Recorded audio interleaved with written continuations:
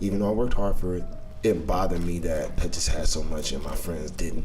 And it was hard for me to enjoy it. I'm getting emotional about it now. If you get too much attached to the image that others created of you, that is what gets difficult. As an artist or creative, it's easy to get caught up in negative stories, patterns of habit, or internal biases that serve only to hold us back from that creative growth that we're looking for. These negative parts of our internal makeup can quite easily become key factors when we look back and reflect on times of our life or creative projects and wonder why they haven't quite worked for us. The day when you say that shit's going good for you, you're gonna cry and beat yourself up about all the days you yourself described to the world that your shit weren't popping. When I picked up some interest for a video around this topic of self-sabotage, it was something that I could recognise in my own journey, buying into narratives about my limitations or repeating behaviours within my creative practice that I knew weren't all that useful. But despite that internal knowledge, I was struggling to find a specific thread to pull on. It was then that I came across this Kid Cudi interview, the one that I want to start the exploration of this topic with. In the interview, we hear him discuss issues around guilt and shame, and how he constructed a secret personal space in which he could enact some of the self-destruction that a part of him perhaps was telling him he deserved.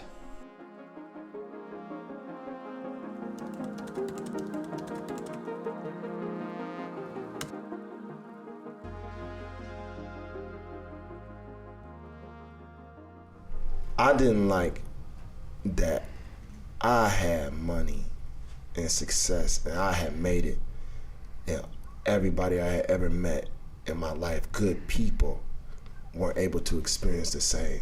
I always told myself, oh, I'll never smoke cigarettes. Started smoking Newports. Oh man, I'll never do drugs. I'll never sniff anything on my fucking nose before the nasal necks. Started doing coke. So there was a guilt I was building. I could have spoke to someone, but it's like all I'm really doing is just disturbing their peace. Hearing Cudi speak like this crystallised something around the deep internal beliefs that we form around ourselves, issues around shame or feeling less than in some way, that many of us might use to drive that process of attacking ourselves or feeling the need to limit our possibilities for creative growth. You know, I would wake up in the morning, I would, do coke immediately, even before I had cereal, breakfast. Whoa. And then I would have a beer, and then I would smoke weed. So, like, I never wanted people to know I was doing cocaine, so the beer and the marijuana leveled me out in a way. Did you find, like, while you were doing it every day, like, was there a thing that made you stop?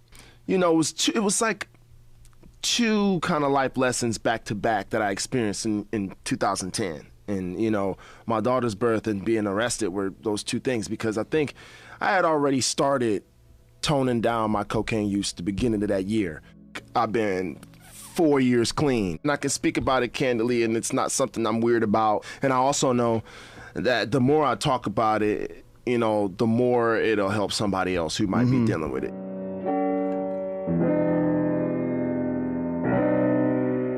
The positive thing that Cudi's story teaches us is that if we can become aware of the cycles of self-sabotage and dig behind to understand the emotions that are driving it, then we can use that understanding and our own journey to enrich our creative work and have the opportunity to help others too.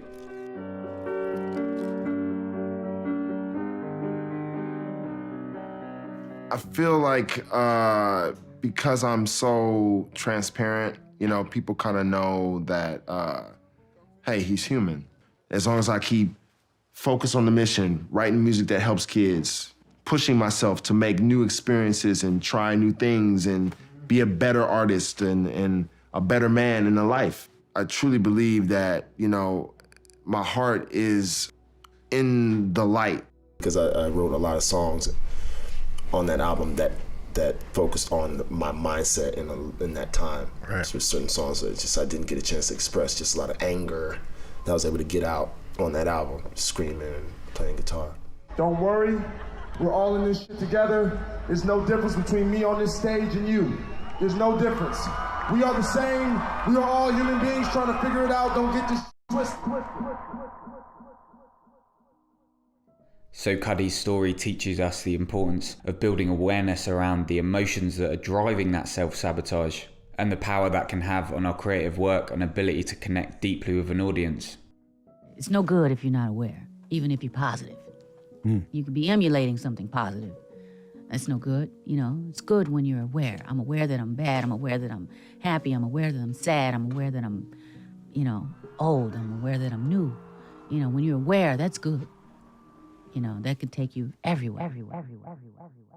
But as we move forward and try and build an awareness of some of the other ways that we might sabotage our creative growth, I want to move on to talking a little bit about social media and issues around willful blindness. Here I want to put up an interview with the Iranian Dutch singer-songwriter Sevdaliza as she talks about artistic process and its relationship to social media and self-image.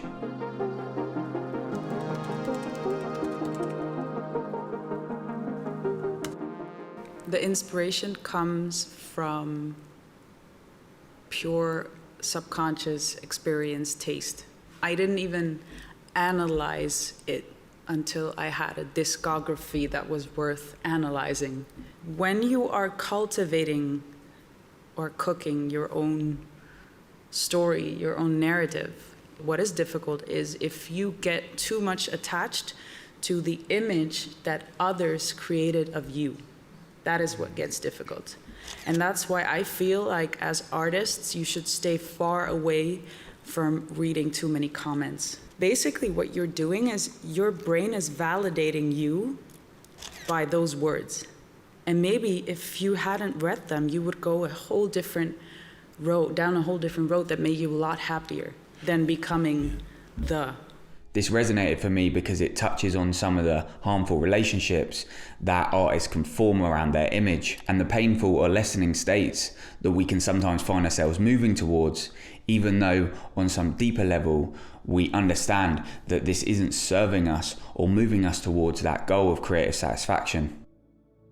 I never realized that my image would become something that would partially become public property or placed into that arena. Like, I'm just being myself. I'm evolving, I'm growing. Some periods I don't feel like embodying the Sevdaliza that is out there, so I don't. And sometimes I feel like I need to change, I need to take a step forward. Now, obviously, there's loads of practical uses for social media as an artist in terms of forming connections with others who might support us on our journey and offering opportunities to promote our work. But with its distance from physical reality and promises of fast success and ease of interaction, we do need to probably hold some awareness of the elusive and distracting nature that social media can have. In this next interview, we're going to try and understand the importance of recognizing the reality that underpins these states and questioning whether entering into them is actually going to be a journey that's truly going to serve our creative goals.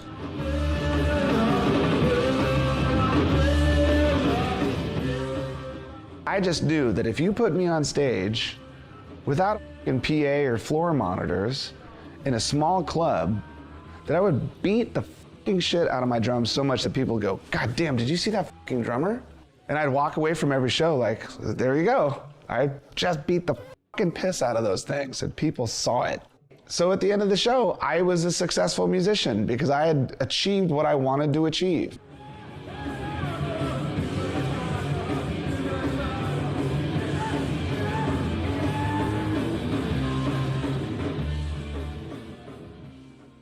So through Grohl and Sevdaliza, we can recognize the value of taking time to reflect on the creative goals that we're pursuing and making sure that moving in that direction is actually going to bring us to that place of higher artistic fulfillment that we're looking for. And if you back that up with the idea that just playing those great songs in your great live band is enough reward for you, then you're f***ing set. Yo, it's Will from the future here. I just wanted to say, if you're enjoying this piece, there's lots of links in the description if you want to support me making more free resources for artists and creatives. The easiest thing you can do is just drop a like down below to tell YouTube here that you're enjoying the content and you'd like to see more. Please.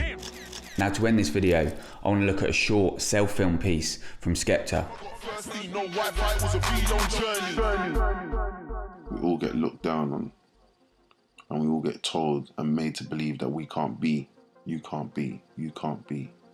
No matter who does anything or looks at me or does anything, I know that everything that I see, touch, smell, taste, anything I do, I'm thinking about how I can put it into music.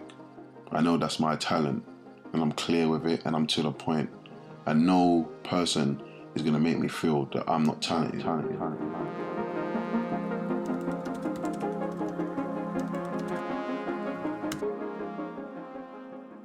If you follow Skepta's career on music, you know he discusses a lot of moments where he's had to assert his own greatness and move through negative, internalized stories in order to reach those creative breakthroughs. I was walking with the limp, had the cane. Deck said greatness and nothing was the same. When that guy started coming around me saying, greatness only, I'm really waking up thinking greatness only, like in situations when things happen to me and I'm by myself. I got Dex's little soundbite in my head, greatness only, bang. I just flip it and I just come out the other side, you know what I'm saying, on top. All you have is the day when you said that going good for you, you're gonna cry and beat yourself up about all the days you yourself described to the world that your shit weren't part. Skepta's message teaches us the power of self-belief and recognizing that despite the limitations that you might have internalized or the negative stories that people have told you in the past, you do have the ability to push through and achieve that creative fulfillment that you're looking for. I'm going to let Skepta's words carry us out here, but if you did enjoy this one, drop a like or leave a comment below, because I'll know to make more like it. And I hope that if you want to share your own experiences with other artists and creatives in those comments, that this is a space where you feel comfortable to do that also. With all that said, peace and good luck with your creative work until next time. Basically, yeah, man, that's what I would say. Be your best friend. It's like when you see yourself getting in a bad place, in your aura's turning dark, like, just be like, yo, bro, like, that thing's happening again, what you do to yourself.